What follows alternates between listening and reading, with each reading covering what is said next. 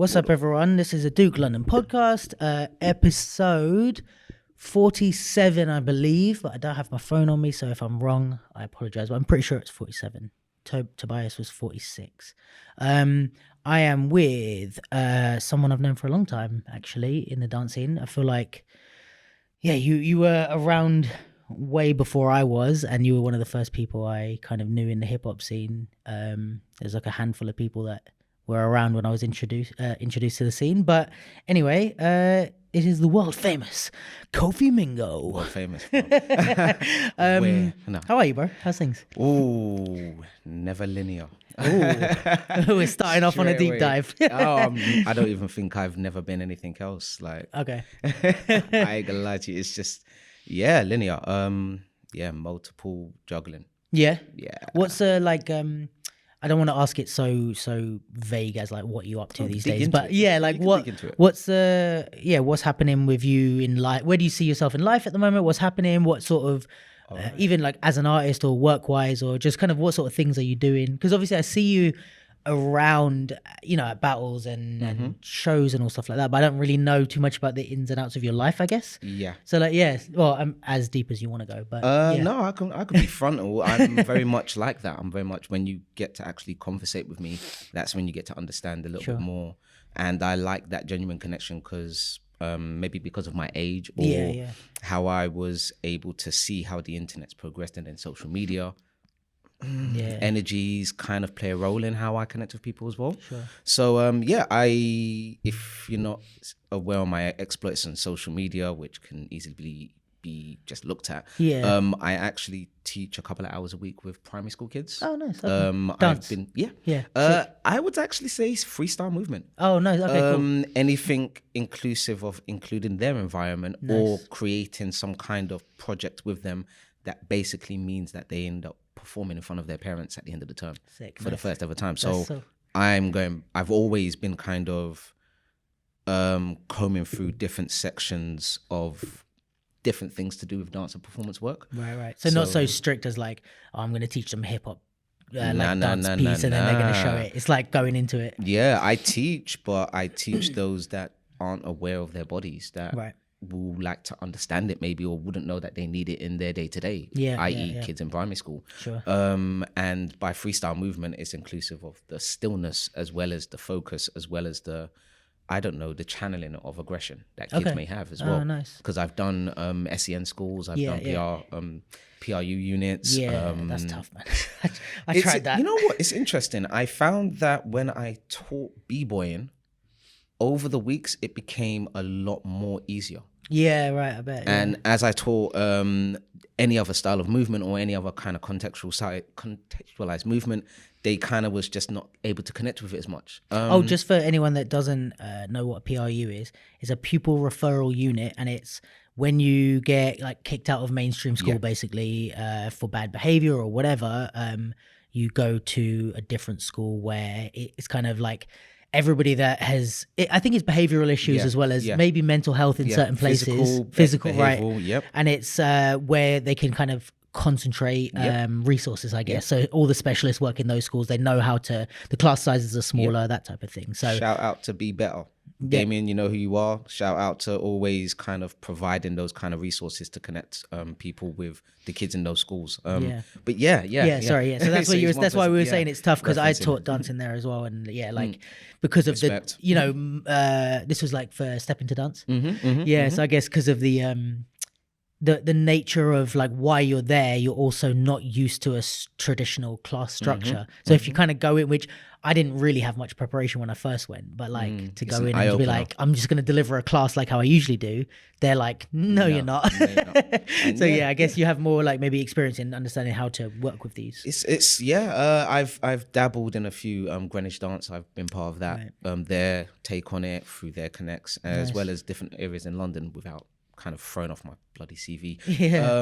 But I haven't ever stopped at one kind of avenue. Whenever you saw me at an event, it was either because I came from a job, or I'm going to a job, or I've got some kind of other project going on creatively. I never stood still unless if I had to stay still for my own kind of sense of balance. So as of lockdown, which affected a lot of us. Boy, it opened up, I would say, it pushed me more into my vice, as well as it made me more aware of what I needed to work on that I kind of been pulling back because of how much I was doing in dance, even leading up to my last Red Bull title. So you mean like what you need to work on like outside of dance? So if Inner self, outer self, all of that jazz. Like talking about, I guess, like the vice versus the stuff you need to work on. How much do you want to go into like what those are or how that looks for you? The vice was less discipline, more, I don't know, being attracted visually by things, as opposed to actually doing. Right. And then it wasn't until I started learning my own understanding of the bow staff and the rope dart. Yeah, so you were doing that, I very rarely show that as well, because again, the two things I don't show on social media as much is me teaching the kids and me using weapons. Right. Kind of don't mix. So both things are good to keep off social media. Exactly. But in retrospect, as a man growing up in today's age, I feel it's so hardly important to actually understand your sense of self in both extremes. Sure. In a sense of responsibility over others and a sense of responsibility over your own well-being and safety. Regardless of whether there's police, ambulance, or other services that can provide, how are you keeping yourself safe? You know, what are you doing? So all of that jazz. So that kind of opened my eyes up until. Was that the bow staff? Was that something you picked up in lockdown, or were you doing it before? Oh gosh, you know what it is. In my time, since I think, was it Toy Box? The name of your crew. Yes, when I met you in Canberra Sands. See? Man, no, man, remember, bro. I remember watching that. I see you in the peeps, and I was like, you know what, bruv, I have to keep my eye on them peeps, you know. No, I remember you guys about them peeps still. You guys did some set with the bag, and it was like the thing was in the bag. But like, I thought that was sick. Shout out to the family. Yes, that was, you know you are. Boy Blue. 2008 or oh wow, that was a time ago, man. Wow. Yeah, you guys were like guest performers, and I don't know if you were judging, but someone was judging, Kenrick, and I don't know, but it was like some of the Boy Blue guys were judging, and then you also did a guest performance. We were all like, wow. It was just it was a good time away outside of the city. Oh my God, good experience. Memories. A lot of well, I don't know about you, but a lot of drunken after party memories. You know what? Funny you should say that. I very rarely got drunk. Oh, fair. Because in those times I was in a relationship, and I think it was more me being myself just for the sake of the performance, and then releasing myself in the party mode, in the sake of the dance. Even down to where I work now, I work at a bar and I don't drink alcohol, but I know because of my understanding of movement and body language, I'm seeing the customers and what drinks they need.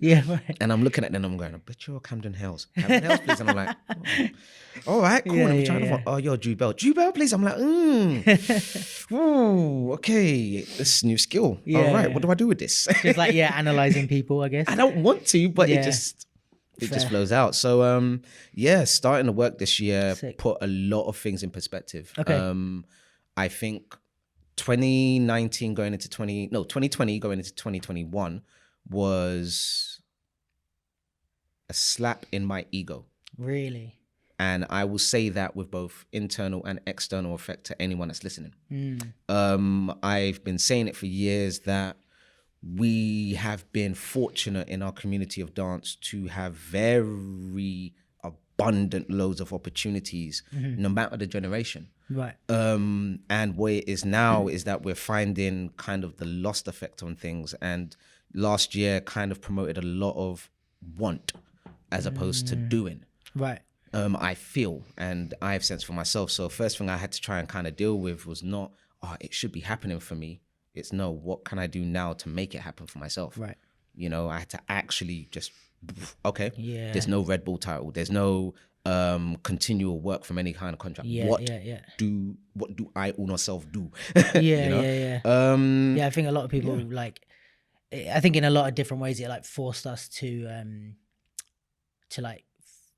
rely on ourselves, and also to like figure out what we wanted to spend time on, because it's like right, this is now it's not like a rolling, like even with let's say like photography or video, for me it's like right, I'm not getting consistent money in this thing. In fact, I'm getting zero money Yeah, because yeah. it's a Is pandemic. it passion or is it now Yeah, now it's like, employment? what's important to me? Yeah. What do I want to do? And how am I going to make this happen when everything comes back? So then you kind of realize like, oh, I don't want to be doing that shit, or I want to be doing this, or, you know, whatever the situation might be.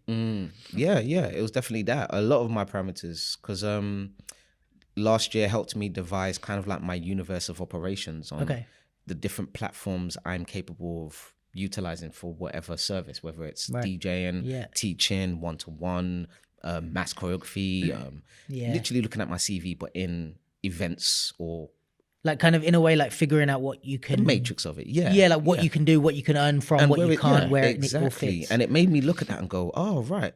So I've been trying to use this as, I'll say, for instance, my Instagram, I've been trying to use it as my visual CV. Right. Point blank. But then as work gets droughted, what else? What is the concept of content for me? Yeah. Because it isn't per se a good friend of mine Shadow's version of his version of content. It isn't per se, I don't know, Sonny's version of content. You know, bearing in mind I have attributes from both of the worlds, the b-boying and the freestyle. Yeah. I don't see myself doing that unless if it's a therapeutic type of thing or an expressive performance type of way. Right. So it's kind of like it last year allowed me to kind of rewire the matrix of what is, I don't know, performance R&D that I'm using off my matrix of my phone as research. Maybe I've seen an effect on Instagram and it's a researchable tool that I want to just kind of buff, but I've been so dragged into the Instagram way of using things, I assume it's for content work. Right. And you can use each thing for different things. Yeah. So once I outlined what the matrix of my creative ideas were, I was like, calm, okay. Next step. Oh, great. Which one?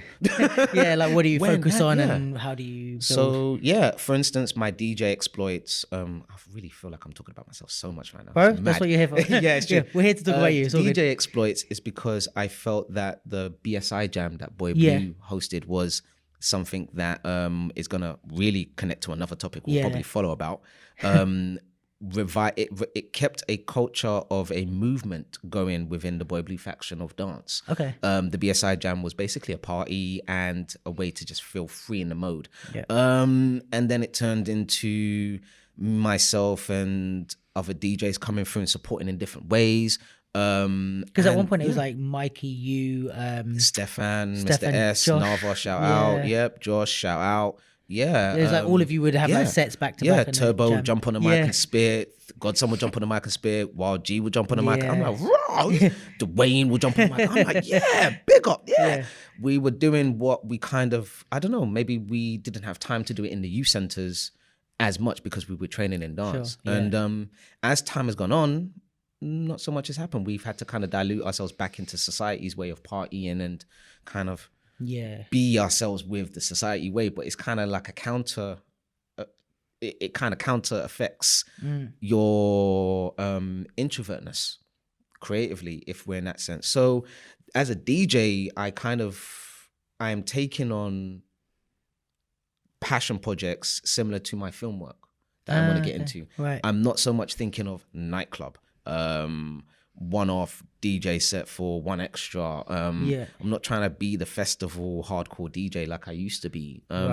Because I feel there's a lot about the actual art form of DJing I admire that I want to actually just invest in and then. So is it more like you're trying to bring everything into one, like the artist? Like it all kind of like relates to each other, you mean? Or? Yeah, they all interconnect. They all do interconnect. Like my rather than having it completely like I'm dancing over here and then I'm DJing. They all interconnect. Yeah. My DJing skills, I still don't even. I hate using the word DJ because I still don't feel like I'm an authentic DJ. Okay. Shout outs to every DJ that's more experienced than me because my levels. What is it that because I don't really know shit about DJing, but like what is it that you feel like what makes you feel like that you're not authentic? Think of it like cars. I learned via using an automatic car. Right. But I'm accustomed at looking at Cadillacs, Bentleys, Audi TTs and going, oh my God, the motor. Wow. Yeah. I see the techers in the artistry, even down to scratching. Right.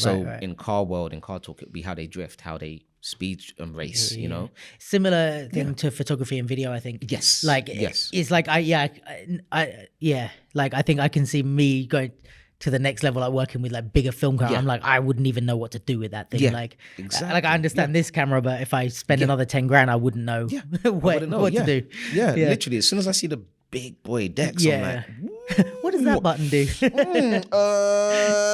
No. Where's play? And and I see the turntables with the cue equipment.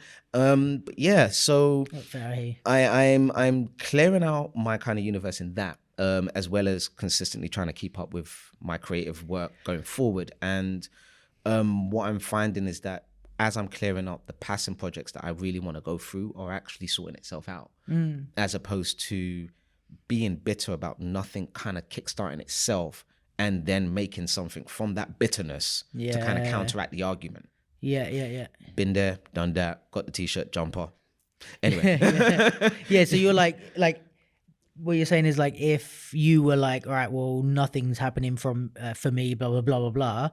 What you're going to create from that is going to be from a place of like love, feeling annoyed. But if you do it from like, I'm making my own stuff happen, and you create from that, you're creating from a place of like almost like love, positivity. And you do things out of love or fear. If we fear about being lonely in this scene, and we tried everything, what about ourselves have we not tried? You know, and what have we come from a place of true love about that? And if not, maybe there's something about ourselves we need to journey on to understand. You know, it is about that, because we're living in a day and age that, okay, if we really want to break it down, bloody hell. All right, hip hop or street dance? How do you mean? Is it one and the same in the UK, or is it split? I guess it depends on how would you define them? Because for me, I've always thought of street dance as the umbrella, like dances that came from the street. But then I guess you're taking out like club dance and stuff. But I feel like, the street dances are all the ones that are... It's never been checked in on, has it? Yeah, I don't know. It hasn't been checked in on. I've always said street dance as the umbrella. But and now we're doing it in the studios like there's no tomorrow. And now there's barely any studios and we're wondering what's next. It's a hard one, because we've got different factions, different people saying and trying, but there is no camaraderie. Right. There is no grand table of, okay, this is how ish needs to happen from a united standpoint in the UK scene. And again, I think that's down to personal ego, not collective ego. Because when it comes to events like IBE, when it comes to events like Rep Your Country, Outbreak, UK stand strong. They stand strong. It's just when it comes to the UK, it's like, in the UK, it's similar to obviously every other community going on with their kind of struggles in a different kind of context. But there's dysfunction, or there's power plays, or there's no support. And if there is support, there's not enough backing. And support isn't a share. I'm sorry. Support isn't just a share. Okay. Just sharing, saving, it isn't just that. It isn't just that. From a media standpoint, I know that, and I'm not even involved in social media as much on a digital side. You know, have you attended? Have you backed? Have you thrown critique to evolve the event or the support network behind it? Have you delegated roles? So many questions. I think the issue I have with the conversation on support is that whenever we talk about support, not many people seem, or no, let's say this, the people that are saying they want support don't know what they want.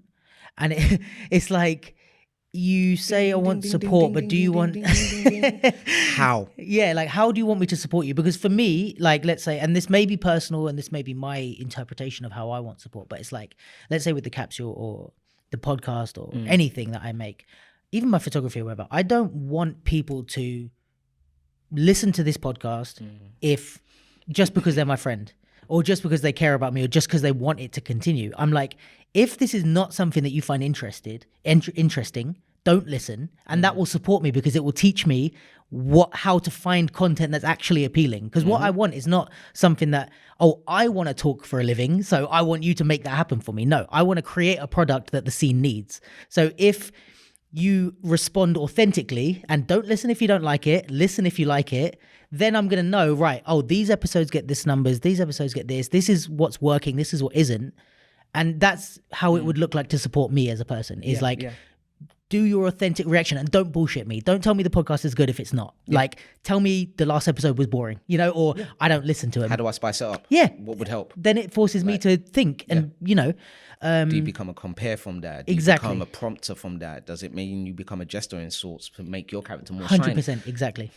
So I think that's the thing. And it's like, I'm not saying that that's how everyone wants to be. Some people just want the moral support. They just want, just tell me I'm doing a good job. Tell me, you know, you like my dance when you see me, or whatever it is. Like, if you like my dance, tell me more, or whatever. But I think, this is the thing with support in general, but definitely in the dance scene, is like, people say the word. I feel like it's a buzzword a bit, but it's like, what is it that you want me to do, or you want people to do? And sorry, just on this little mini rant. I'm listening to you. I want to hear what you say after. I want to sip tea on that one. But like, my mini rant is, are you doing the shit that you're asking for? Because you can say like, oh, nobody comes to my class. People need to support my class or support whatever it is. But are you going to people's classes? Or are you going to people's events? Or are you going to other styles? Or are you sharing things on Insta that, whatever it is, like, if you're asking for something, and this is what, and as much as, you know, maybe what I just detailed is like, not everyone wants, but I feel like I do that. Like, if I'm going to give someone a compliment, I'm not going to bullshit you. Like, I'm not going to be like, oh, I loved your round. If it wasn't, I'd say something different, and I might say something positive, like, oh, well done. Like, you tried hard, or, but I'm not going to say, yo, you killed it. Or, you know, if you in a battle, I'm not going to tell you, oh, I thought you should have won if I didn't. Because for me, that's not supporting someone. See, and that's a role right there. That's another role. If you're into anime, Baki. Right. Or I don't know, Kengan Ashura, or any competition-led sports, anime, or story. You're being a competitive communicator there. You're being another competitor communicating in that moment. A lot of people get their roles mixed up. I myself, I can make full accountability on certain moments, but speaking of a place of just general consensus, I do see studio crew members needing verification by teaching, but not doing as much in general sense. Then I see teachers that actually don't train. Then I see teachers that train, but they don't promote themselves. Maybe I'm one of them. Then that means, it doesn't necessarily mean we're bad. It means in the idea of the dance business, maybe the person that trains and doesn't promote themselves needs a manager. Sure. Right. Maybe the teacher that has the crew there, but only teaches, but promotes needs the crew to back him up to help the infrastructure. And you might be saying, like, I need support because no one comes to my class, but actually you need support because you need a manager to teach you how to get people in the class.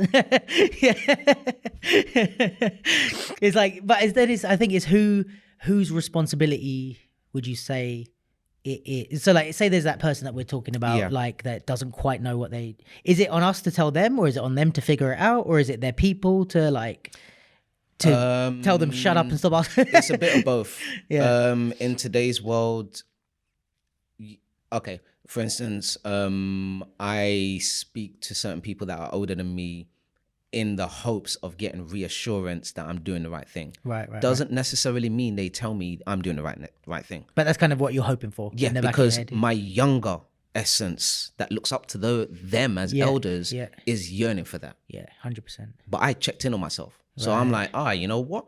I'm just going to keep that in the admiration and communication box. I ain't going to put that in the, you're not respecting me as a student. You're not putting me, I don't need to go there because one, there is roles in this relationship that I need to abide by in order to understand my greater position for where I'm going through in my life. So I think it's what Mechanical was saying is like about having emotional and like self-awareness is like you're saying you knew what, like you figured out internally, like, oh, I know why I'm asking these questions and it's for this reason. You know why I battled so much? I got told I couldn't dance by my dad. I had to stop by 25. Really? I started at 21. Oh shit. What he said you weren't gonna like do I didn't get any love from my parents involved in that. But that's not a bad thing to admit. It's just a thing that in that box of the conversation, they didn't understand what I was about to start doing. Yeah. And also if you understand where certain things are coming from, you're like, oh, this is because of that. Yeah. So as I danced harder, I made sure I put the love in that so that if by any chance my parents saw it, boom, okay, you can see I did my all. Yeah. Nothing to do with showmanship, nothing to do with being alpha, nothing to do with being a champion. Right. Purely, I didn't get enough love from one environment, so I put it all in this. Right. I hear that. You know, maybe there was a little bit of fear in regards to how far I can take it, or maybe there was a lot of fear in regards to how far. Because of what they said. Nah, because of not knowing the steps to be successful in the dance industry that we're still all talking about. Yeah. Where are the stepping stones? I've stepped in a lot of stones, but whether they were successful would have been down to maybe my own business acumen, whether or not I had management at the time to push me further. Yeah. Tools at the time, you know? So, yeah, it's going around in a big loop, this conversation, isn't it? Yeah, no. But that's the beauty of being a podcast and not a 20-minute interview. You know? But yeah, it's just a very fine line that I find trying to understand what it takes to be a professional, understand what it takes to express, and understand what it takes to make art. And there's pluses and negatives there, and I feel there's a lot of street dancers that want to make art, but they're focused all on the hype. Right, yeah. But their body's made for the art, maybe. And the same reverse. You see people like Botis, oh my God. Seva? You know, sorry, far from the norm. So apologies, my head's going. That's all right. How, not even no secret, how they train in their company as well as other companies is literally like, when I saw it, I was like, wow, that's kind of like how I train in my battling. Right. So once they engage in work, there's that better work ethic and there's that less stress. But afterwards, it's going to be the gap in between the opportunities is what creates those kind of mental breaks. So yeah, going back to this last year and the career that's going on, it's for every year that gets more, there's a different wave of what it takes to be cool in this movement of street dance or hip hop. That's true. And maybe also what it takes to be a professional. Like, I feel that a bit in a way of that I need to start figuring out how to navigate TikTok. But it's like, there's a level where it could be, I don't really care about TikTok. I don't really like it, blah, blah, blah. But it's like, all right, at what point am I going to be like, well, that's where things are. And that, where if you were only on Facebook now and not on Instagram, it's like, you might miss out on some shit, So it's like, I think in the same way that it could be as an artist or, in any of these different categories, it's also, what it takes to be a professional changes. And if you don't keep up with that, it's a whole other thing that you got to deal with. It's like, I see it like a gravitational pull, or whether you're attracted to that gravitational pull. So the gravitational pull of social media and being aware of it, as opposed to harnessing your own ideas and making sure that that's reinforced no matter how daunting it is, and making that the gravitational pull. Sure. So that if it gets shared on social media, it still attracts. Right. One is a quicker route, basically. Whether or not it's harder or easier, I don't know. To in the execution or how it looks in the outcome of it. But it's definitely I see it definitely trying to understand that perspective of it, because looking at people on social media that are trying to be creative, but they end up just doing content. It's disheartening, because they're being outclassed by the people that are able to create dope content, but not necessarily dope artistry. Yeah, because they know what they're doing. With the camera and So in your retrospect, I think go with your gut, man. Yeah, definitely go with your gut, but run it. Absolutely run it. If that's why I haven't joined yet. Yeah, if I'm going to do this, I'm going to learn how to do it properly. But you ever thought, well, you're already one step closer to your own TV channel. Yeah, that would be the fucking dream, man. It's evolution, Yeah. But again, maybe it's infrastructure. Maybe it's. I sound like I should know, but trust me. No, bro, 100% growing thing. With me, it's like, that's kind of business wise where I'm at with the capture and the podcast and stuff. Is like, I don't know if I should be sharing this on here, but who cares? But as in, like, that's the next stage for me. Is like, all right, I've got in the sense of what you were saying about creativity and content wise. I'm like, I feel like creativity wise, I did that work in the sense, obviously I'm still growing, but like, I figured out what the thing is that I wanted to do that I wasn't doing, which is like, oh, I want to have a podcast and I want to do this. I want to create this platform that is share stuff for like dance, but only for the UK people and only about news and also, you know, like this type of stuff. So I did the creative stuff and now I'm like, right, now I've got to sell that. So now I'm like, all right, now I got to figure out how to do the content, how to make the money out of it, how to become a sustainable business model and stuff. And I'm doing it in the sense of like searching out people and getting help and stuff. But yeah, I definitely felt the transition between had my fun. You know, I've been doing this, even just the podcast, is almost 2 years now. So it's like I've been doing it, and now I'm like, all right, I've kind of had my fun, found my flow, and now I'm like, all right, let's make this a real. Let's do some shit. Hopefully, you're seeing the support because as soon as I realized, I was like, no, I actually have to hit up. And show some support because it's needed. For that, man. No, all good. Even from the photography times as well. It's like I've seen so many people over the years in the UK scene and seen them grow up. Like I can so many names, but what I am potentially kind of trying to project into everyone is that as much as I don't know, it's just keep doing it. I think hitting the microphone. Keep doing it, you know. Ever since I started traveling around a little bit more and experiencing other takes on movement from their understanding of what street dance or freestyle hip hop or b-boying or however they take on it is, I've seen the person doing the movement, and that's what's made me remember them as they've grown up. For instance, if he would have won in Red Bull, Gadget would have been battling me. Right. And shout outs to him because he was possibly the only person that did something that I thought no one else would kind of do in regards to finding a teacher or a mentor and then being brazen enough. So he literally found me in an event and oh my God. Imagine being on the opposite side of a crowd and you see someone tall and lanky just zigzagging, having many conversations with people, but you see the zigzagging coming towards you and you're like, what's happening? He's next. Exactly that. And it was a matter. So when he introduced himself to me, I was like, cool. Yeah, Biggs. Yeah, blessed for that. Yeah.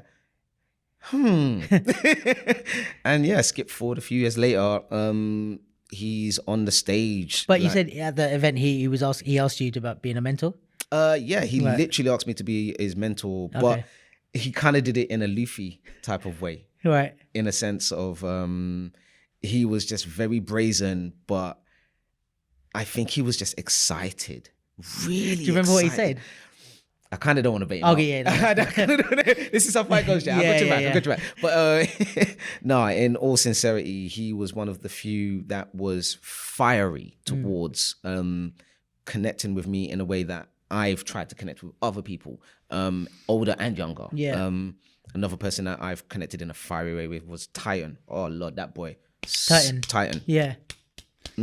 Yes. Future, I like that guy. Future right there. Just the energy. And as soon as I met him in a cypher, it was instant. And I was like, oh, let's go. So, you know, those moments is what I've been really, really humbly blessed to kind of experience in a organic way. Whether or not Gadget was organic, I don't know. But yeah, quirky, but I don't know. No, but, I think in terms of like support and all that, it's like, this is something what, I think there's so many types of support. But, even in terms of like the UK scene, I find it hard sometimes because I think my personal experience, for whatever reason, is way different from how a lot of people describe, this dance scene in general, but even the UK scene. Like, as soon as I came into the UK scene, bruv, till today, even what you were saying about coming through for the podcast and stuff like that, or all the however many people I've had now, it's like I've legit had nothing but support since I started in this scene. And it's like I came in like 2007 and I shit you not, anyone listening, we didn't know what hip hop was. Like, it was like, first of all, we wanted to bop and do some moves, but no. It's like, it was called New Style. And it's like, this was like before, I don't know about your generation, but for us, it was like before we knew about like the New School Dictionary or anything like that. And social dances, we were like watching Just Taboo, like, what is this? Bruv, like, what? I like it. Like, Niako's sick, but I get what makes poppin'. What makes New Style what is this anyway? So since those days, bruv, I remember sending messages like to like, I'm sure we spoke about it like at points, and like I remember speaking to Static, Ricardo, Turbo, Ivan, all the people that are around, and just like people that didn't fucking know me.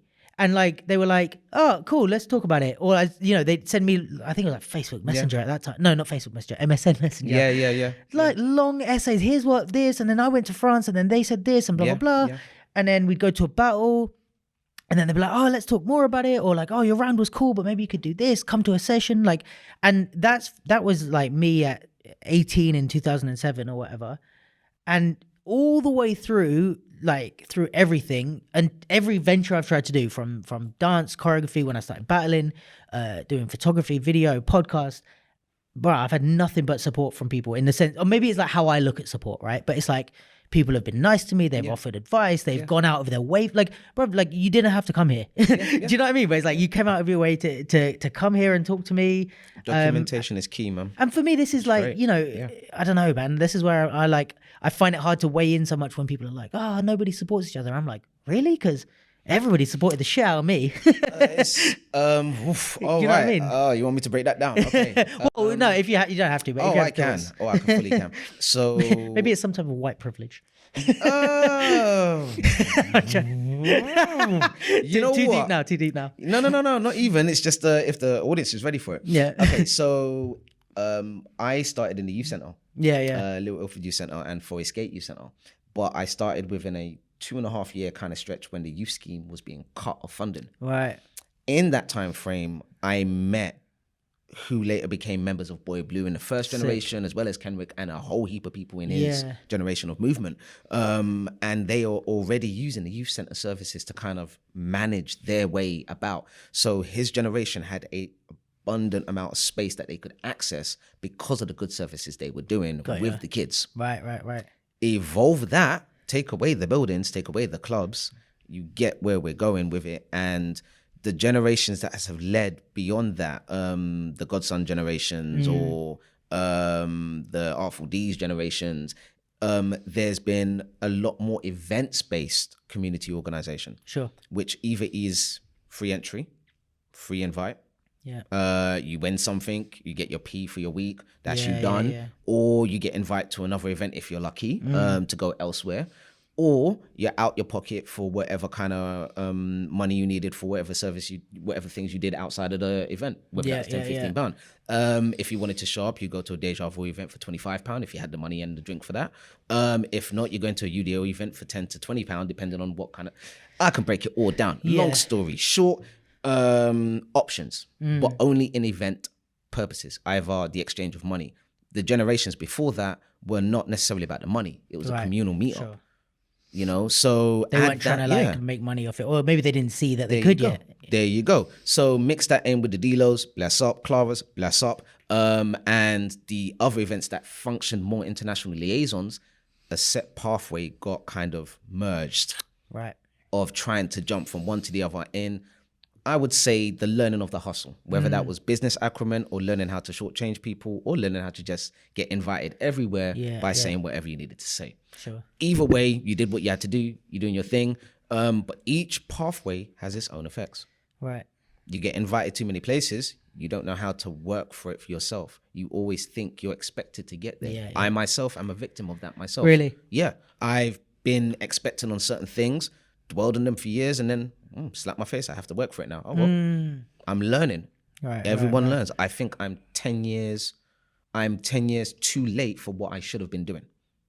Because my body is back in its 20s, movement-wise, but my mind has to be in the going in the late 30s, my actual age, and working towards today's world. Right. So I'm in a, you know. So it is about the self-understanding, but ultimately there is. Sorry, without getting lost off it. I feel every generation, if you can actually identify the generation, if you can actually identify, if we're talking about the hip hop community, the street dance events community, or the street dance community. And by street dance community, I mean the people that actually busk. Shout out to Unity G. Shout out to them man there that actually go on the street and did it. Shout out to anyone that's still doing it, because those are street dancers. Right. In the organic way that I call them street dancers. Yeah, everyone else, even myself. I'm freestyle based, but I can alternatively break on the street. I just choose not to. Yeah. Yeah. 100%. I don't promote myself. I just don't say anything. Yeah. Like, I ain't going. I've done it. I don't need to do it again unless if I have to. But same. I'm like, nah. I did that for like a year. Paid and I'm my like, dues in that aspect. So bless man them that can do it. If you need me to jump in a circle, fun. Let's go. I'll bust my head flip on concrete as well. It's not business, not a bother. Yeah. But I have other battles that need to be fought for. Sure. You know, I think a lot of us got into this for passion and are now stuck in only being able to express passion through opportunities. And if we can't make those opportunities happen, it's very hard for us to gauge how to be better in any other way. Right. So like we're looking at our progression as what am I getting out of it kind of thing? Yeah. And it's too linear. We're trying to look at it as just because we dance, we should be getting what we need to get. Right. I hear you. Just because we make events, that's the next level. We should be getting what we need to get. Right. Almost like that. Just because we win. Yeah. We should be getting props and we should be getting more what we need to get. Yeah, I think like it don't matter. The concept of like deserving stuff is a tough one because it's like it's like I'm loving the like full body reaction these things are giving you. Can I say? Hold on. Yeah. I'm seeing brothers in Zimbabwe. Big up the B-boy tribe in Zimbabwe. They got kids busting air flares on frigging gravel and rock. Yeah. Elbow 1.5 barefoot. Man not caring. And we're moaning about support in this infrastructure. Okay, I get it. I understand it. I'm doing it myself. I'm trying to fight the fight myself. Yeah. It's a different battle, but do not neglect people that are not able as much as yourself. Yeah, for sure. You know, really look into that and see the greater fight, because hip hop in the commercial sense ain't anymore. And I'm saying that with all my heart. It ain't there anymore. People don't see it. They see me in my bar doing a 1-2 wave and people drop their jaws. And I'm just like, that's all I'm doing. Yeah. Whereas as soon as I'm on Red Bull, as soon as people see the other things that I can expose them to, Right. The world of dance is so much smaller than the public's understanding of how intricate we can be with it and how developed we can be with it. So I feel our answer is to recode that and be able to make something about that is undeniable as a collective. Yeah, and I think I definitely agree with what you're saying in the sense of like it's on us to be like, this culture's dope, and if we want to not sell it in a bad way, but like we want people to come to the classes, we want people to pay for us to do shows and blah blah. It's like, it's not like, well, we're over here dope, like you got to come over here and get it. It's like, no, let's find a way to make it like you know what I mean? It's like, okay, like you said, the people at your bar don't know, and it's like, but until they should they know? Like, exactly, you know what I mean? Expect like them to know? Yeah, like why would you expect someone just living their life to know? Like, I don't know shit about karate. Should I? Yeah, like, exactly. You know, like you should know how to block what, bang, or snap. What was that? Oh my god, my eyes weren't ready. It's like there may be, I don't know, maybe that's a bad example, but like, you know, there's lots of cultures that, you know, a lot of people don't know about, like even ones that are next to. There's a lot of people that I don't know are in the hip hop dance community that don't know shit about fashion or streetwear. Breaking. And breaking. But like, do you know what I mean? And it's like, if you like, there's a lot of things where it's like, well, why should, like the concept of should or like deserving is like, why should someone care about what you do, or why do you deserve people to come to your class rather than, you know, making a class that people want to come to, or making an event or whatever it is, you know? If it's out of fear, that will be your ego responding to that, I believe. And if it's out of love, it's because you haven't been expressed or you yearn for the amount of love that can support. But Right. I don't feel that the love part of it will be honest. Yeah. Because I feel that needs to be a beautiful union of a moment as opposed to a forced union from either side. I'm doing it because I love it, so therefore you need to see it. Sure. Like that's not that's not a built-in reason that people are going to come, because there's a lot of people that love a lot of shit. Exactly. And it doesn't mean I want to see it. Exactly. Or I'm gonna, Like, I love my rope though. I ain't gonna throw it everywhere in front of everyone in the world to see it. No, before I blind myself and some kid down the road. No. And also, I think it depends what you're, I guess, if I'm interpreting what you're saying right, like it depends, because you might say like, all right, I love teaching and I love the art of hip hop, which is both true. I love teaching and I love hip hop. If I put on a class, maybe right now not loads of people are going to come, but yes, I would love teaching if they did come. But I also love, again, like bear with me here. I also love people getting what makes them happy, right? So if it's not me, I'd rather, like, they're not going to come to my class because of whatever reason, right? I'm not going to guilt trip you into coming, but I'd prefer to like put on a class where someone else is teaching.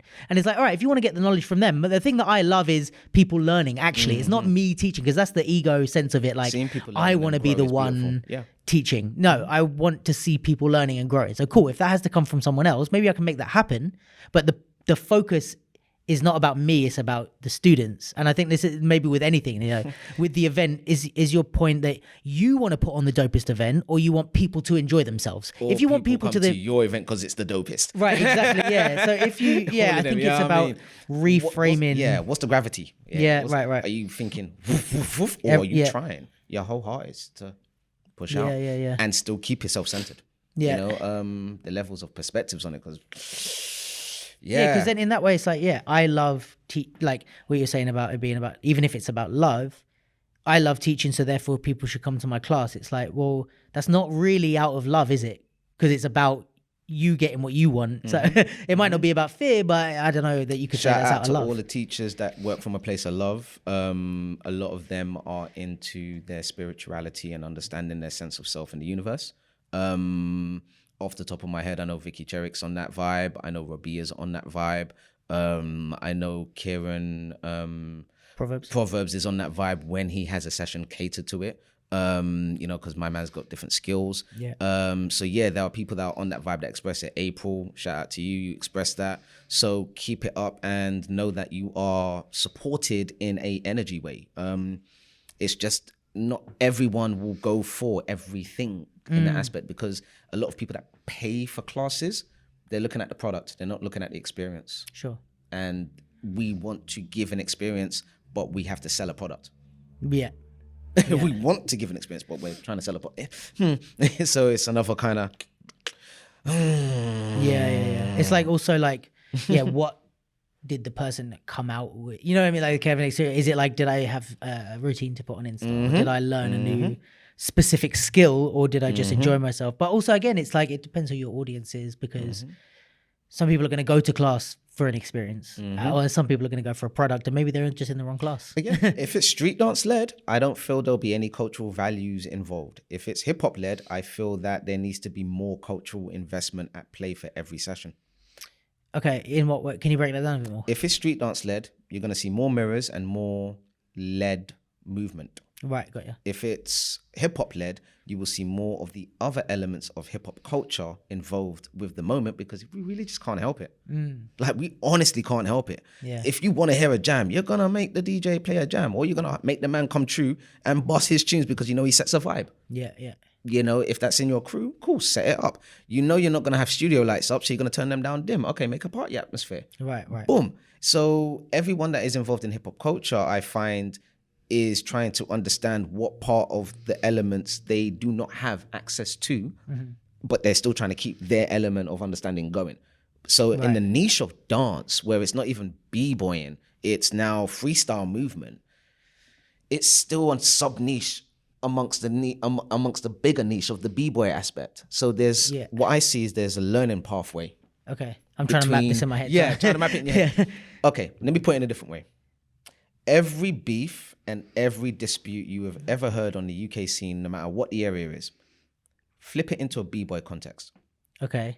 Just give one off topic and just, one off the dome and then put it into a b-boy context. Oh God, I don't know off the top of my head. And would it relate? And has it been solved, or has it been gone further? All right. I'm struggling to think of one now. Who had beef? Wait, have you got any examples? Yeah. Go on, because I might struggle to think of one. UDO talking about street dance. Okay. That was the first event that was like, this is what hip hop is, this is what hip hop is, this is what hip-hop. And everyone was like, it's not that it wasn't hip hop, it was like it was copied and pasted from Google. Okay. Boof.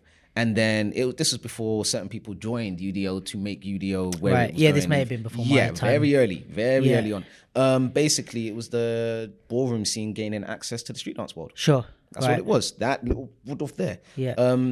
If there was more support for B-boy champs or other B-boy related events, that would have been a healing factor or an understanding factor for the whole scene of it. Right. But instead, what happened was more criticism and slatement.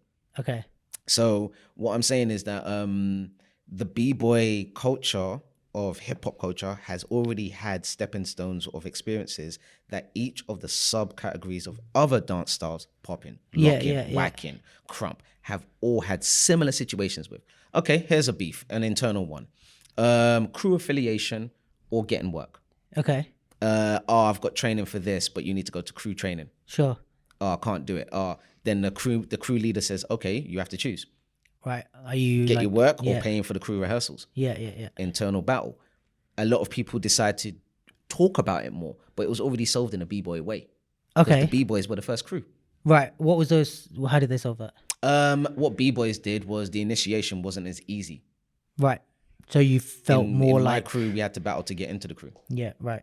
And if we was accepted, we had to battle each of the members at a certain point. Right. That's just my crew. Yeah, I ain't gonna spill the juice on other crews. Each crew's got its own initiation. But then if you go into the B-boy, if you go into the hip hop aspect, from my understanding of it, the crew affiliation is linked to the gangs. Right, yeah. The gangs mentality or the level of camaraderie you get in gangs. Right. Therefore, if any external movements were to be done, yes, communication is key. But when you strip down less knowledge over the years, more and more plays of dispersal happens. Right. Hence, the generation that we came from, street dance wise, you had one GWI. Yeah. Dancers Delight. Yeah.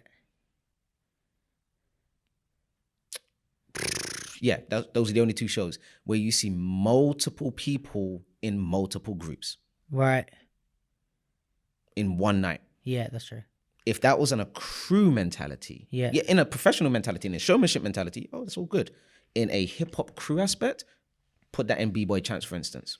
Yeah, it wouldn't happen. It's a no-go. Yeah. Where's your allegiance? And I've actually heard a few people mention that. Yeah, where's your allegiances? Days, yeah. What are you about? But the behavior is allowed because we don't understand what we are doing as a community. Are we involved in hip-hop culture, trying to make ourselves professional dancers with the use of other skills? Or are we a street dance community of different factions? And if so, who's got what faction and how is the table discussed?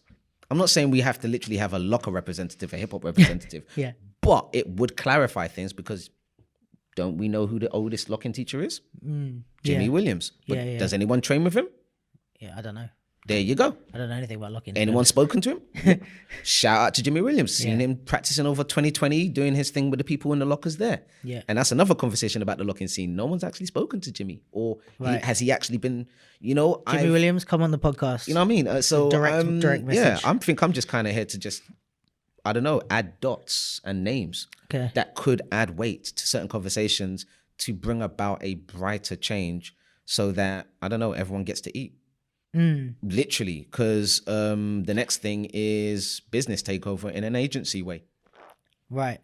So you're saying that like the way that, because I guess breaking came first before everything, like we need to like learn more from how the b-boy scene deals with things. Is that kind of what you mean? Well, we can definitely take a look into that world's history because one, it was documented better. Sure. Two, most of them peeps are still breaking now. And they still got their ideologies. Whether or not they can communicate is another thing. Yeah. But those discussions can still have. Because three, name me the hip hop or the street dance heads that are just as old. As the b-boy OGs. And the popping OGs. Yeah. And the locking OGs. Oh, yeah. And even then, can we get a conversation with every one of those, that generation?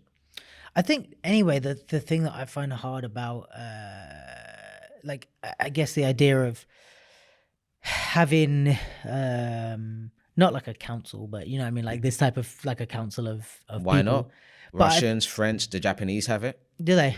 Yeah, I guess then for me it's like, okay, are we now talking about super crews, a culture, or are we talking about a club? Do you know what I mean? Because I feel like with a club you have like a council when there's a culture is more like the fluid. A culture provides for each generation. A club provides for the service of the moment. Right. Yeah. Because then I guess it's, I don't know, like with a club with can't a council, provide the kids. but with a council, would you, or like, you know, people that are kind of representatives or whatever, would you then create like outsiders, people that weren't accepted? You know what I mean? Like, I feel like it happens naturally. Yeah, for every true. society that creates a council, you will always have outsiders that want to do it their way. It's not a bad thing. It's whether one, there's clarity in communication, and two, everyone knows what they're doing. Right. If there's any strays and there's any chaos, Yeah. there's no equilibrium. I'm not saying, okay, so there's a British Dance Council. Anyone from hip hop on the board? If so, who? Yeah. Well, now I guess with the Who's got access to that money? Is the stuff like with Breaking GB and stuff with the Olympics, is that a bit more on the road too? You'll be seeing that. You'll be seeing how that forms out. I can't say much on it. But I am very hopeful on how both aspects of the situations are revolving. I say both aspects of the situations because it's multiple people, multiple things, and multiple organizing. But this like idea, or even if it's not Breaking GB, but the idea of like a representative for breaking dealing with the Olympics, is that kind of more what you're talking about, where it's like, all right, we're trying to do certain things, but we need representatives to come and be the go-between for the scene and for the thing? Well, the Breaking GB example was the best one, but it ultimately will happen the second way naturally as well. It will happen both. I think people that right now, I feel it's not about necessarily stepping up loud. I think right now, building up to the Olympics, when the next wave of commercial interest is going to come to movement practitioners of all kinds, because it's not just the breaking Olympics, it's the performance work, it's the alternative interest, the wave of interest coming after that for maybe public schools that want to train the kids up, maybe private institutions that maybe want to start clubs up to start training. But the ones that are connected to the b-boy environment will profit off that or gain from that in knowledge. In the alternative aspects of movements, whether that's freestyle or hip hop or house, there needs to be looking in the community values of what is the support network that keeps them going. What keeps them advertised, what keeps them inspired, what keeps them entertained and inspired or different, and what keeps them focused and disciplined. Right. For house, kind of already done. Depending on the collectives and their involvement, but well done to the collectives doing their thing so far, because it's steadily progressing. Popping, maybe getting a little bit more refined, a little bit more, certain individuals and certain collectives going into their more shells and kind of honing in on their skills, but it's still kind of forming there. Locking, unfortunately, hasn't had support for a very long time in skill sets. But my point is, after breaking, I guarantee you by the time breaking is in the Olympics, I'm saying this, I'm not going to be the person to do it, I know that because I'm saying it. Someone's going to codify a way to judge freestyling to almost that level. Right. I don't know what style it is, but there's going to be something of that level coming in next. Like there's of the level of the breaking judging system. I can imagine popping being next. I hate to say it. I really hate to say it. I actually think it's going to be anything goes. Really? How do you mean? Anything goes. All style. As in that they're going to put a judging system behind the all styles. What makes you think that? It's harder to do, but once it's able, it's locked in. I'm kind of setting it like a one-piece challenge. Who can give the best system for all-style judging? Anyway. That'd be tough. But no, Fusion Concept have a good system. Other jams have good systems. It's just, just the inside knowledge on it. It's just, what was your question? Why all-star judging would be before any one of the styles? It's the only one that allows, other than breaking, it's the only one that allows acrobatic agility that actually gets the support factor from people that don't know about the dance style. So on a commercial it's more aesthetic, marketable. Yeah. You know, you don't necessarily want breaking, but you want something just as electric. You know. So you want the kind of like dance your style. There you go. Well, in the setup maybe, but in the movement setups, you're gonna look at your Mr. Chris's, your Le Twins body types, your Ice's body type, Evian's body type, where I call it, it's like a Pokemon spectrum. I call it like a dance thing. I've got one of the spectrums, good body. Right. People that have trained their bodies or have a naturally flexible body that is beyond normal understanding, and then they just utilize it very well. I'm like, Yeah. man had to do Rock Lee type training, and you just come through and go la spin. Nah, man. No, man, I'm a vex on that. Anyway, yeah, all I got is fucking ball patch and a headline. But yeah, I hear what you mean. Like the type of dancer that, like the All Stars category can bring in the type of dancer that, I guess also maybe it was more the experimental category where you would have those. It was always like B-boy contemporary dancers that could do weird shit. The want for that was there, but it ultimately ended up being B-boys that weren't taken for being B-boys traditionally. The two finalists was Mr. Chris and Shinshan. In what? In the world finals of Dancehall Style. Oh, right, yeah. The world finals. And again, they both done BC1. Yeah. They've both done artistic work, as well as they both do their own kind of, they're their own people. Yeah. Whether that's creative or just normal, they're their own people. Yeah, for really sure. Dope people. Shout out to you two. Dope. Yeah. So when it comes to All Style, it's going to be interesting. Either it's going along that route now, and I call that the second wave of appropriation. Okay, go on. The first wave was the events. Appropriation from whether it's the dances of the African continent or whether it's the dances from the street. Yeah. When corporate investment gets in and it downplays the understanding of the roots of it. I wouldn't say downplay, just doesn't advertise it. Yeah. But you keep not advertising it for 10 years. Yeah. But everyone keeps coming to your event. Yeah. What's going to happen for what information is being judged? Hence why a lot of people may have had if but maybes about this year's BC1 judging system, but it's like, you're a fan of it, but did you actually research what the judging is about? Right. But again, that takes going into the passion of it. You know? So yeah, the dilution of that is going another stage further with the addition of more all-style events, because it allows I could take accountability. I can do my full B-boy spectrum of my understanding and gloss it up a bit and make it look commercial. And I will get through more than being my raw B-boy essence. Yeah. So for me, it's like rotted. Yeah. Okay, this is different now. Okay, right. Am I that cat? Nah. Let me condense it. I think a lot of people, it's weird, like a lot of people feel that way about All Stars battles, but everyone still goes. But you know what I mean? Like, again, we don't have youth clubs. Yeah. We use the event, like, okay. Oh, like that's our gathering spot. Yeah. Throwdown.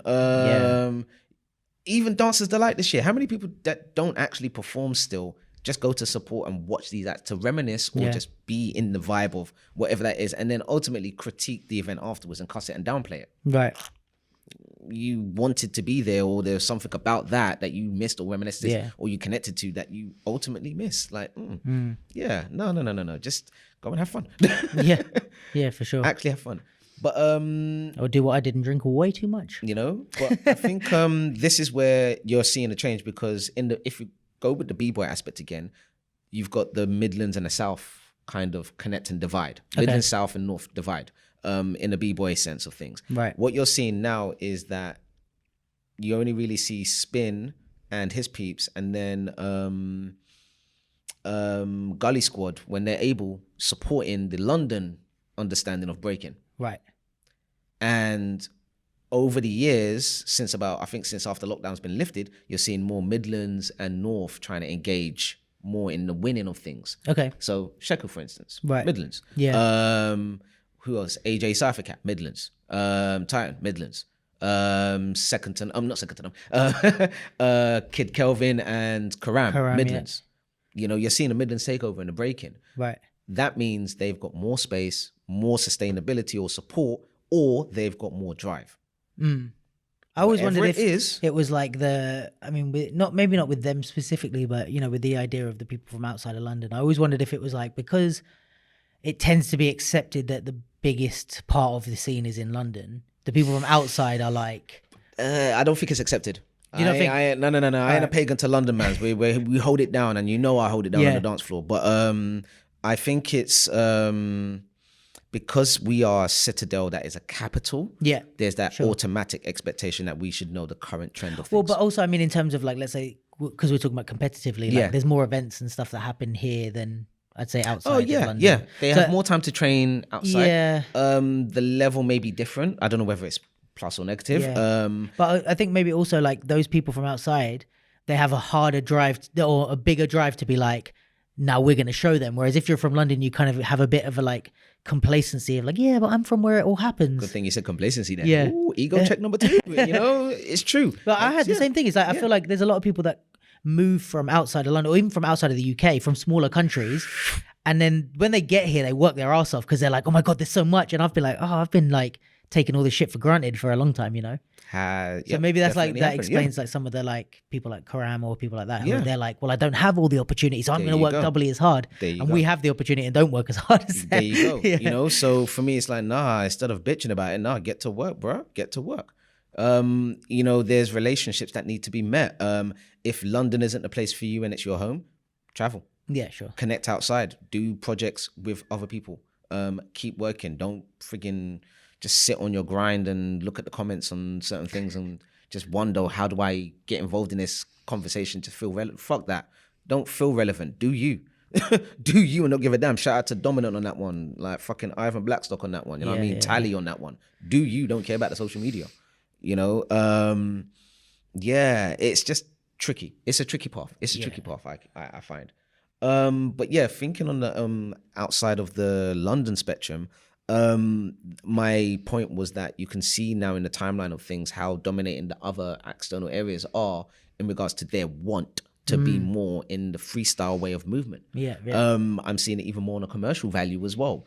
And it's going to be interesting next year seeing how London dancers take to that and provide that next level of what they can do. Because I ain't sharing shit on my social media until my body's good. But one thing's for sure, you don't see me posting my training stuff about the battles that I want to do. Okay. And that's what I take from my b-boying.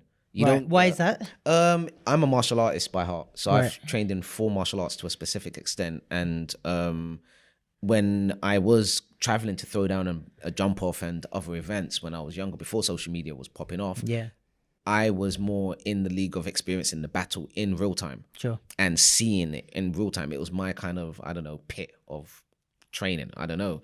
But as I've grown and seen how social media is being used to highlight certain people's techniques, I look at that and I'm going, right, it's actually kind of easy to pick people off now if I was to battle you. Right, because you know too much about them. If either they got no groove and or footwork, or they've got too much footwork and no arm work, either they got no stepping understanding and they come with a specific pattern of flow, so I just outtake them in space. General darts dynamics takes out most of the people that share their content because it's recorded. You could just let it replay and you're like, oh. Just watch the game tapes. Yeah. It's like visually mapping it on boxing. You know, if you're into your boxing and your MMA, that's what they do in their training camps. It's like, okay, here's our enemy's training camp. Let's see the plays. All right, left hook is weak. All right, go underneath, upper hand, uppercut, bang, woof. You know, same with basketball. Like, they'll watch the game tapes. Sport, So I've been involving myself in a lot of competitive mental plays in a long time. And when I did have my sessions at Maryland at the studio, I actually taught most of those techniques. And what I found is, as a teacher, to weigh in on that argument, it's not that the students did not want to learn, is that one, my methods are the way they are. And I'm able to change them, but I am always growing and changing. Sure. And the second is that it's very hard to teach the wealth of knowledge and get the business acumen on a regular weekly basis involved in making a class happen. And I said, a class? Oh, I called it a session. So what I found though was that the information stuck with students, but it took years to dilute. Sure. So I've got students or people that I'm connected with now that still go back over their work that they've taken in notes. Because when I taught, I said, get out your books. We're doing this like school. You're getting out your books, you're writing down grooves, you're writing down this, you're writing down your travel journeys. If you've got conversation, we're going to talk about it, then we're going to cipher it off. Yeah, but that's also not stuff that sinks in straight away. Yeah. You know, let dilute in and absorb into the skin like, you know, like a good cocoa butter. Yes. But yeah, I think a lot of people in London want a quick fix. Oh, a lot of people in life, I think. Simple. They don't want a long journey. You know, I was like, oh God, rah. I did something that got achieved in 2019 and a lot of people said that was the a few people to me said that it was just my right time. Okay. And What was it? The Red Bull in tournament, The Dance Your Style. Dance Your Style, yeah, in yeah. 2019. So when I it still feels like yesterday. I think it outlined a doorway that we were just all trying to just get to. Right. I don't think for me, I was thinking about winning. I was just trying to see how many steps up that ladder I could not stop going for. As in, that's my next opponent? Okay. That's my next opponent? Okay. Oh, wait. There's no more opponents. Okay. Then it carried on afterwards. Yeah. So this is where I'm leading on to, basically. Yeah. I start off the tangent and I No, come it's all back good. to it. I'm very much interested to see how Josh is going to gauge his training leading up to this Red Bull coming up in Cape Town. Oh, yeah. That's where I'm going with it, because you mean Jordan? Jordan, sorry, Yeah, not sorry. Josh. Sorry. Josh's brother. Shout out to the brother. Sorry, Jordan. So yeah, I thought you meant Gadget for a minute. Yeah, I'm very interested because it's one where he's in his own boat now. This is a whole new thing for him, and he's potentially one of the most capable people of really, really taking home the world title. Yeah. Full hands down, if he's able to tap into all of his experiences to match, and additionally add more stamina onto it. Because the next two levels, I don't know if I wasn't able to tell a lot of people, but in regards to support from a Red Bull side, it was not the best, but it was given. Right. Okay. Yeah. You know, a lot of more conversations could have happened. Okay. And that's not necessarily down to Red Bull being an individual entity. Again, it's business connect and understanding. Multiple people, multiple positions, multiple different balancing acts, and then you've got little one dancer here that might be involved in that whole network of corporate understanding or connection. So yeah, shout out to Clara for keeping her level head around mixing and matching and dealing with the UK scene in the Red Bull way, because it's not an easy job. Yeah, you know, it's not an easy job. And yeah, I'll be interested to see how people start to train for next year's event. Did they actually train for this year's event? What would you say if you had to give, like, or it depends how much you want to give away, I guess, but like, how would you advise Jordan to train for the Worlds, and how would you advise people to train for next year's one, having been in both? Speak to a B-boy that's gone up to international level training, and they will give you the coding, if they trust you, on rounds and how to manage rounds. Okay. Also, they'll give you the coding on kind of like the ethos of yourself. Okay. Because that's the attributes that I kind of worked with. I don't want to give more away because the rest is left in the journey of it. But I feel if anyone is serious about battling, understand it's not internal, it's not just external, it's internal, but there's also actual training when it comes to research, whether that's a boxing pre-match research, UFC type training, the actual paperwork involved, writing down your rounds. B-boys do that, but does any other style? Yeah. There you go. You know, when you go to a battle, do you write down your rounds? Oh no, I'll go off the bat. And then you run out of breath, you don't have any oxygen in your head, can't think straight. What then? Still go off the top of your head?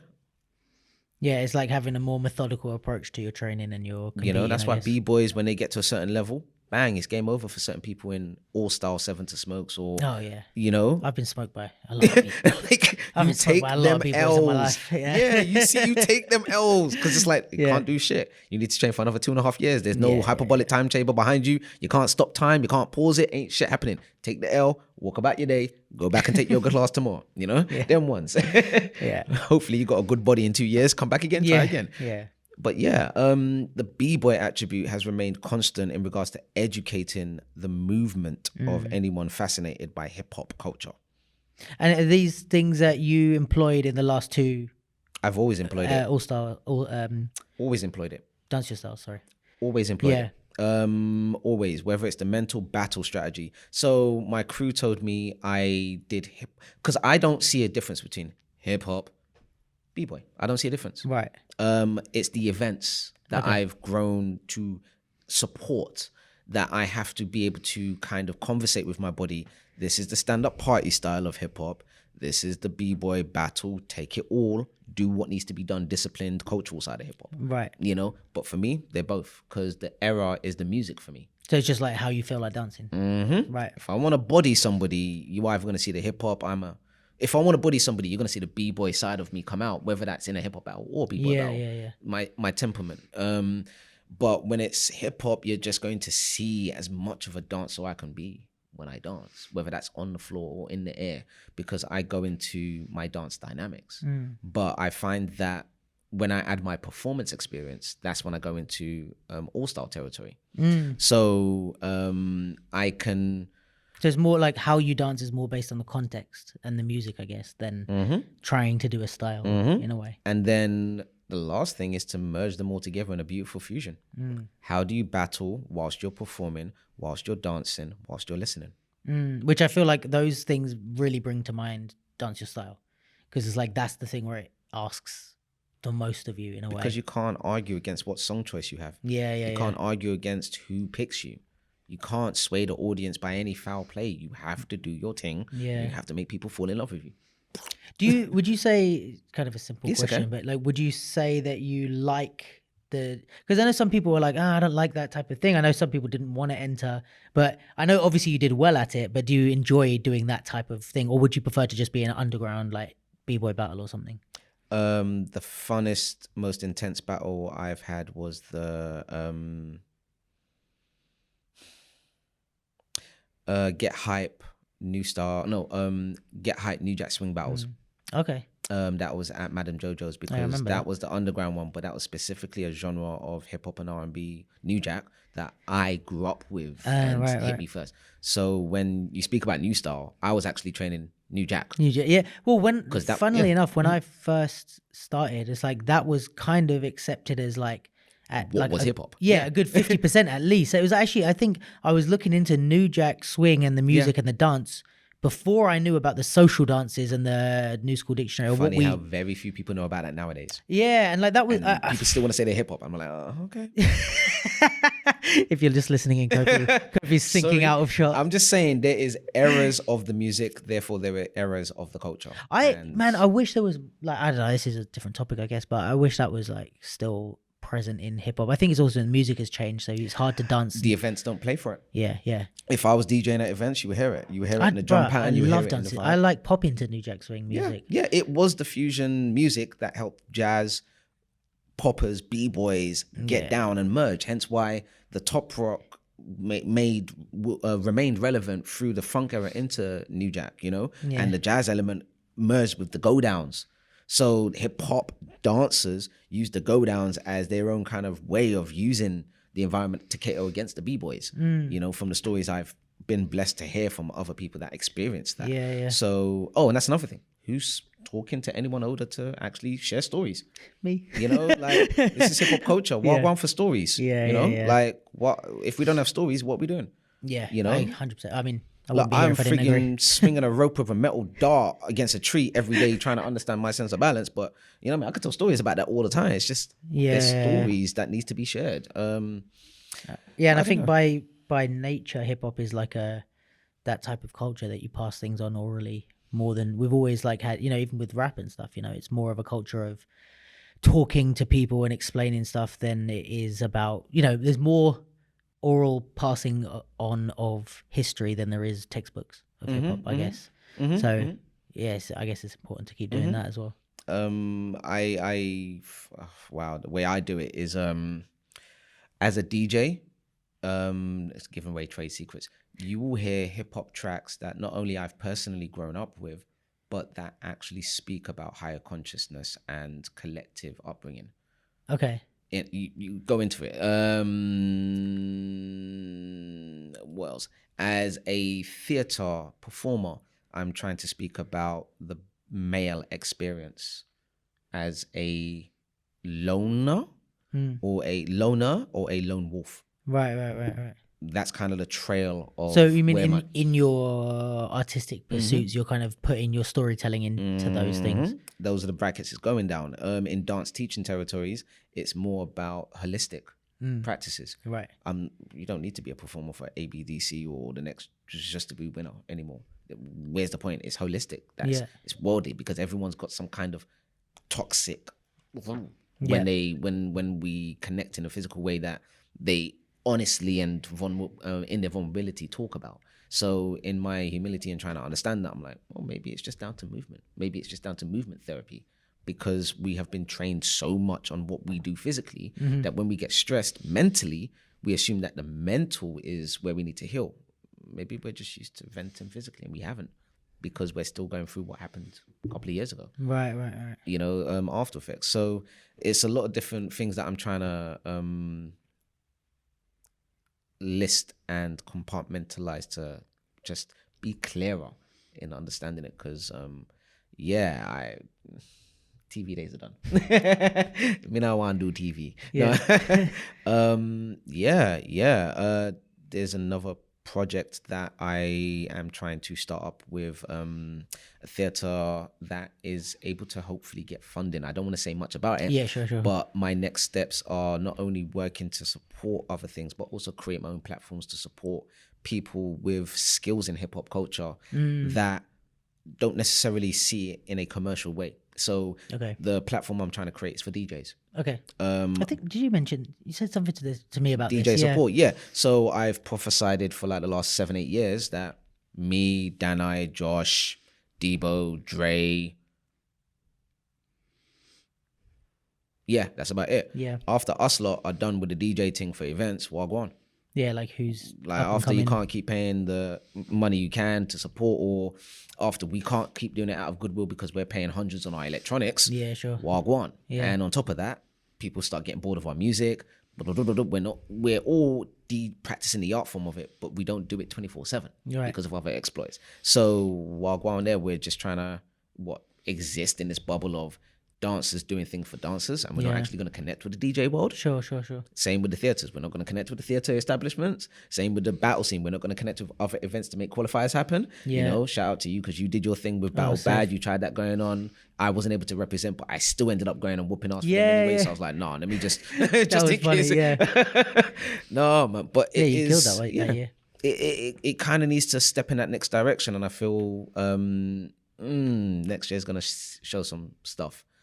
Next year's going to show some stuff. So hopefully the projects that I've got underway will kickstart. But my last thing is the films. Yeah. What are you doing with that? So I've had a lot of kind of grievances with the commercial industry when it comes to movies and dancers and adverts and dancers. Yeah. One being a specific situation that involved a choreographer that had b-boy experience. Mm-hmm. And he hired a few people to do movements under bed sheets. Okay. And basically, because of a lack of communication, one of those dancers was asked to do a move they can do, but then they ended up injuring themselves and being out for 1.5 years because of Achilles torn, because they mistimed a situation with the bed sheets, and the cameraman got in the way ever so slightly. And after I saw that situation, because I was witness to it, and I heard the lack of accountability from the choreographer side of things, as well as the agency side of things. Because as you know, choreographers and agencies, they want to be part and part today. Right. They didn't want to fight the good fight for the dancer that ended up trying to be the stunt person for them. And I was like, oh, ain't that a bitch? So you want us to be the stunt people, but you don't want to pay us the insurance for it. Right, or you don't want us to be advised. So you've got agencies like Take 3 that have come up. Props to you guys trying to do your thing. But again, it's still identifying some gap in the accessibility from the people that are in and amongst our community that could potentially work in stunt films or be more agile in a safer working environment for creative film work, you know, and actually have those conversations happening. It's kind of like dancers are being asked to just, because we go gymnastics and do our back summies and front flips, we automatically get jobs, and we're thinking in our naivety, okay, we're getting paid. But lo and behold, we may be injuring our bodies even more because that's not the role we've been asked to do. It's an additional role. We're like because, discount stunt performers. We're dancing, but then we get asked to do a flip. So you're doing a discount stunt performance. And I'm like, Bitch. Because I Again, bet some performers are charging more than we are. oh, to walk on set, it's a minimum dun, triple figure, easy. Yeah, Because yeah, they've yeah. done the years thingy of it. And it just basically, after just dwelling on it and researching on it, there's so many things that we have to literally find access about to try to pay to learn about, to then come back around a few years later, like uni, and come back around a few years later to say that we've got the certificate saying that we are allowed to do this now. Okay, cool. Right. So what is it that you, or without, you so maybe you my don't want to say films- too much, but like, what is it that you're So trying to... basically, there are b-boys that literally, okay, you know about the channel Too Hard to Bite. Yeah. Too hard to bite, yeah. Okay, what would be the next thing for maybe the top 50 people on that channel? Give them something that they can collectively go highlight them in a certain way. So I'm not trying to give them ideas, but I've seen the world of movement to that extreme. Right. And I've gone, all right, we have capabilities over here. Why ain't I seeing that with videographers over here? What conditions are not happening for certain extreme people or certain people to up their game in the video making realm, in the filmmaking realm?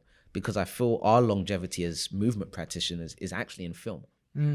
Longevity wise, not necessarily talent wise. Right. Talent wise is day to day and being seen in advertisement, all that stuff. Yeah. Around it. But longevity, and another one is to basically bitch slap the entertainment industry and the agents that think that it's okay to book us on jobs but not protect us. Especially if shit goes deep when it's their fault. As well as the cattle farming of agency work. Okay. Oh, come to this audition. One dancer needed bare to like right, and I'm part of. Okay, this is how sad it is. There's agencies that ask you to go through a whole heap of list of things and requirements, your preferences, all this information, only to spam you with bullshit emails that don't even have your environment or ID on it. Yeah. So, for instance, I get asked to do, I don't know. Email comes in, hey, are you free for an opportunity to dance as a flash mob, and we need all white dancers? And you're like, did you send this to the right person? It's like, my name's at the top, but this can't be the right person. I was about to say that as well. So you spelled my name right and everything, like full name. Look at the email, I was like, delete. Yeah. That's funny. But there's still agencies that do that, and they're still hunting talent, and I'm like, no, there has to be something to do with not just offering an event, not just offering a space to jam, actually featuring people in a professional light with the actual support. So I'm trying to move it into a movement director role to offer support to movement practitioners that either A, don't know their full selves and would like to understand the process to hopefully see a vision of that in some sort, or B, would like to just be on the journey as well to understand how it is to be behind the film, in front of the film, making a treatment, making this, what is involved in it, you know? So you would prefer to be like on set or like teaching people before they go on set kind of thing? I wouldn't have a preference. Okay. I'm currently trying to do two at this, in different durations. So one is a short-term project that I'm on. Okay. And the second is a slightly longer because it's a local person. I don't want to expose that person's name. But that will the second project will need development time. Yeah. Because the said mover, I feel, needs to be a little bit more understanding of their strengths and maturity in their movement form. Right. As well as certifying the treatment of it and the reason and the impact and the why. You know, Done is the concept video for Insta. I was doing that before I even knew it was called a concept video. Right. Like, I still have it on my Insta. People just don't like it. It's just what it is. Like, I don't really give right now because a lot of people talk about support, but I'm looking in my head and going, no, I ain't seen you supporting in my shit. So anyway, but I'm not the same. But anyway, you know, it's funny how people can moan but then not actually speak and own up to their own shit. I mean, you got to be doing the shit that you're moaning. Like, if you ain't doing it, admit you can't do it. It's okay. Move on. Try another angle. It's not linear. It's not a square. It's circular. It involves other elements coming into play. It involves time. It involves seed of inspiration, seed of rest, seed of routine and recovery, and seed of actual like building on it. It ain't no quick game. bloody hell, I'm 40 in 2 years. What do you Hey, mean? man. Like, age ain't nothing, but damn, it is very lonely being over 35, trying to be a freestyler and a movement practitioner and a bet. creative supporting other people younger than them. But I am not here to moan about that. But I think there's a very steadfast argument that needs to be heard from every generation's point of view, and not just under because you've been under. No, you haven't been under. You've been there and been given and been highlighted. What are you going to do with it? Right. Show us what you're going to do. Same way I have to show John Z what I'm going to do with what I've learned from the opportunities he might have helped me with, which is the parlay in the friendship of this community that I find is hip hop. Because if it's not a parlay, it's hustle. We have a parlay or we hustle. Right. You put those two words into every event and every collective and every somewhat friendship of battle cats that have joined forces and then separated for whatever reason. Yeah. See, it was now. Yeah, I told you. Every week we get mildly interrupted, guys. But it's all good. I have to call him Rupert or something like that. Well, I'm Rupert. No, just give him a code name each week. Different Well, name. I think that's probably our sign to start wrapping up anyway. Yes. But Yeah, no, I hear you. It's a lot. A lot. It to is a process. lot. I just feel that in order for us to have conversations about the dance topic, we need to identify what specifically we are talking about with the titles and the topics, because we're losing out on a lot of conversations with history. And I think a lot of people say they want to talk about it, but whether they've made the time to talk about it is a different thing. Yeah. Because I know I have not stopped. Saying it coming from me who does the capsule shit, but like, you know, talking on Maybe it's a capsule special. but even like talking on Insta isn't really talking. No. Do you know what I mean? Yeah. That's why I do this as Exactly. well. It's like Exactly. You that's have to like- back it up on all Yeah. parameters. I think that, I mean, just speaking about the capsule for a second, but like that platform and me engaging people in these conversations on Insta would be shit if it wasn't for the fact that I'm also having these conversations. Yeah. You know what I mean? It Like wouldn't be real. by It itself, wouldn't it's be just real, like, yeah. all right, we're just talking on Insta, but the follow-up needs to be had. And That's another point I wanted to make. Anyone that considers, I really don't, but anyone that considers themselves an OG, yeah. keep doing. I urge them to keep moving, because for the lack of movement that the younger people have, that I've seen have respect for OG, it kind of gets lesser and lesser in respect. It's kind of like in martial arts, the older the fighter, do they necessarily get less in technique? I don't In know. Eastern philosophy, they don't. In Right. Shaolin, they don't. If anything, they get harder. In animes, the boss fighter is often an older member. Right, I And the hear OG, he ain't no walkover, ain't no pushover. Yeah. But in somewhat, when we flip that into a dance mentality, we give them respect just because they've achieved. Yeah, or because they've been there. Yeah. Even if they have can't do anything been anymore. there. Yeah. And I'm like, okay, I get that. But no, Yeah. that's not enough.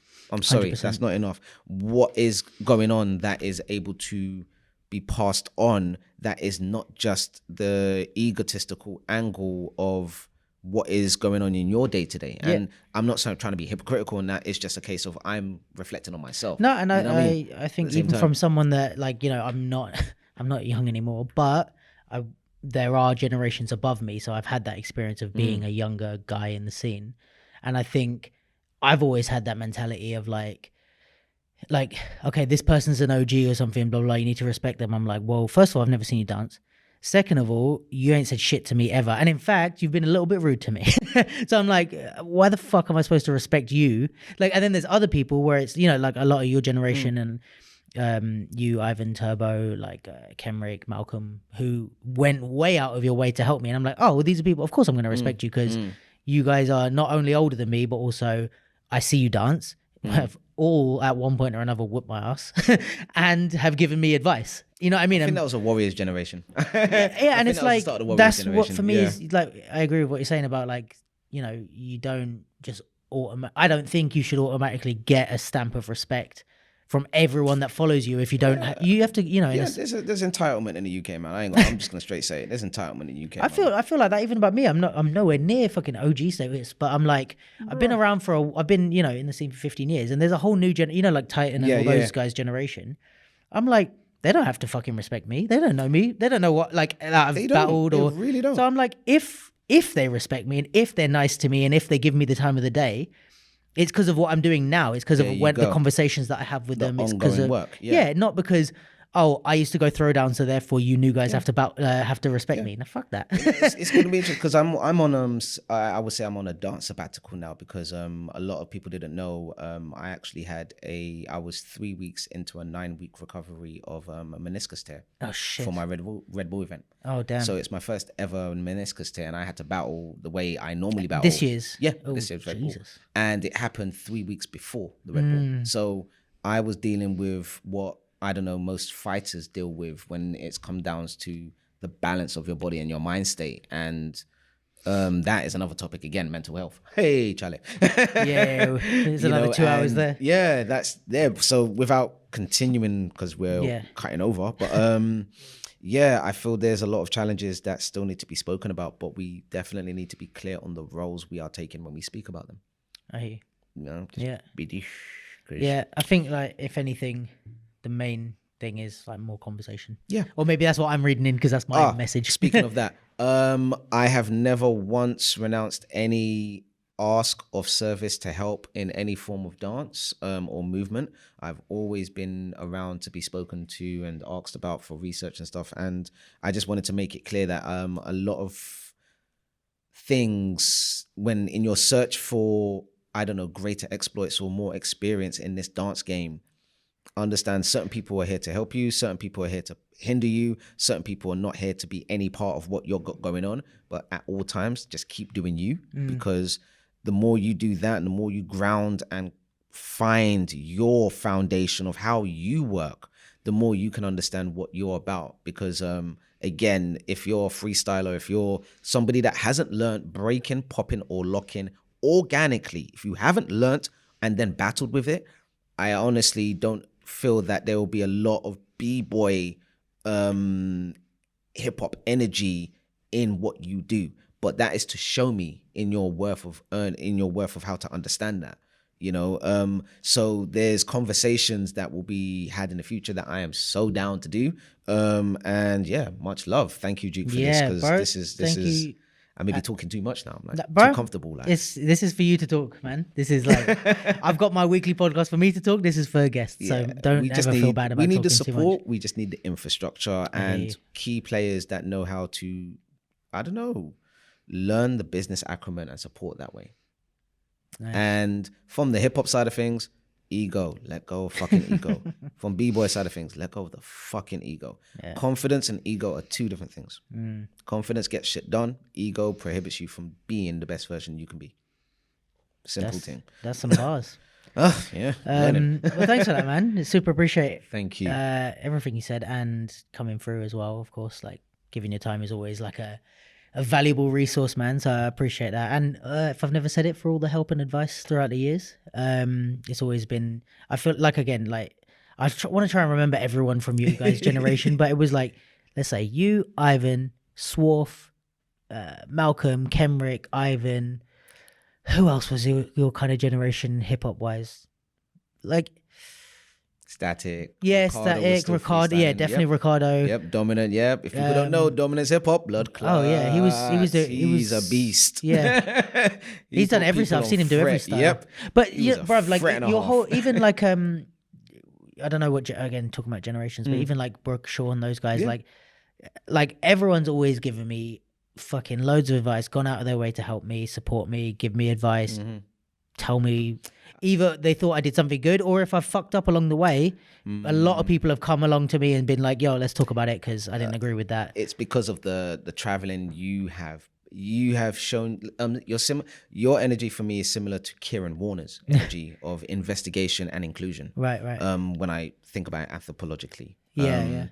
Because when I spoke to you both or have had experience around both of you, you've both shown the same fascination of whatever it is that you're trying to figure out with your bodies. And on top of that, you didn't stop at just me. Yeah, right. And that's what I did when I was in Boy Blue. I trained at Soul Mavericks. I trained at Foundation when I could. I knew the other, oh my God, I keep forgetting people. I trained with so many different people and went into their houses to go with them and to get to know them. And I would not take that away from I would urge anyone to do the same.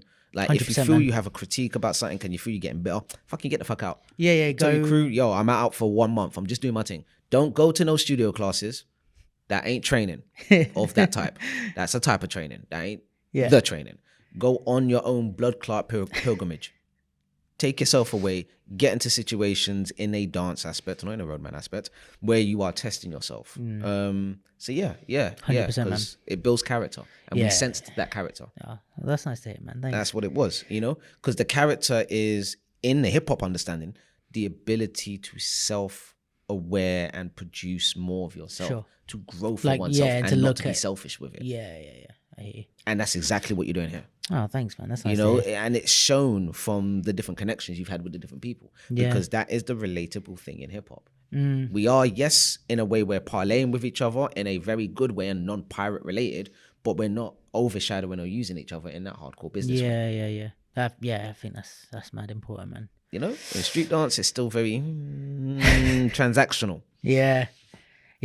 Bro, this could be another 2-hour talk there, right there. Again, I'm with you, man. People don't want to hear the conversation, though. People be like, oh, we were hip hop. In some parts, yes. In some parts, no. I hear you. But all right, let's wrap up on that before we get on another tangent. But thanks everyone for listening. Again, thanks Kofi for coming through, man. My pleasure. Seriously, my pleasure, man. I appreciate it. And thanks everyone for tuning in. Thanks everyone, as always, for engaging with the capsule stuff. All the conversations on there are super important, and everybody's voice is necessary. So do get involved and say your piece, even if you're wrong. If you're wrong, it's fine, but it's better that we speak and get your opinions out there and have them tested, and you're going to learn more that way, I think. So thanks everyone that has been replying to the stuff we've talked about in the podcast, but also on the posts on the capsule, all that. If you don't know what I'm talking about, follow the capsule at thecapsule.ldn.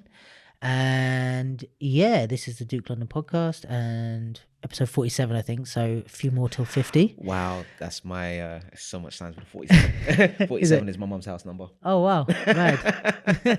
Mad. But thanks everyone. And I think that's all thanks to the University of East London Urban Practice degree for hosting us.